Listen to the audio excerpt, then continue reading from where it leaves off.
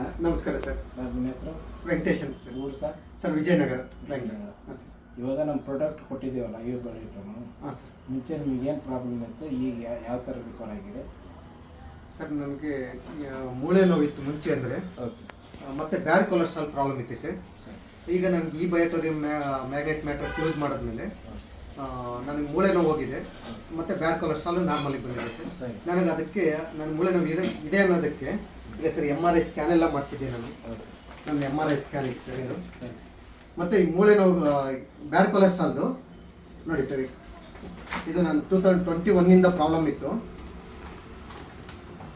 ಈಗ sir 2021 problem ಇತ್ತು ನನಗೆ. ಈಗ ನಾನು ಈ ಬಯೋಟೋರಿಯಂ ಯೂಸ್ ಮಾಡೋದಕ್ಕಿಂತ ಮುಂಚೆ ಇದ್ದಿದ್ದು ಇದು 141 ಬ್ಯಾಡ್ ಕೊಲೆಸ್ಟ್ರಾಲ್ದು. ಈಗ ನಾನು ಸರ್ 13/7/2024 ಈಗ ಮಾಡಿಸಿದ್ದೆ ನಾನು ಇದನ್ನು ಯೂಸ್ ಮಾಡೋದಕ್ಕೆ ಹಿಂದಿನ ದಿವಸ. ನೋಡಿ ಸರ್ 143 ಅಂದರೆ ಕಡಿಮೆ ಆಗಿಲ್ಲ. ಅದೇ 2 ಮಂತ್ಸ್ ಯೂಸ್ ಮಾಡಿದ್ಮೇಲೆ ಇದು ಸರ್ ನಾರ್ಮಲ್ ಆಗಿದೆ ಸರ್. 14/9 ಸರ್. ಇದು 132 ನಾರ್ಮಲಿಗೆ ಬಂದಿದೆ ಸರ್ ನನ್ನ ರಿಪೋರ್ಟ್.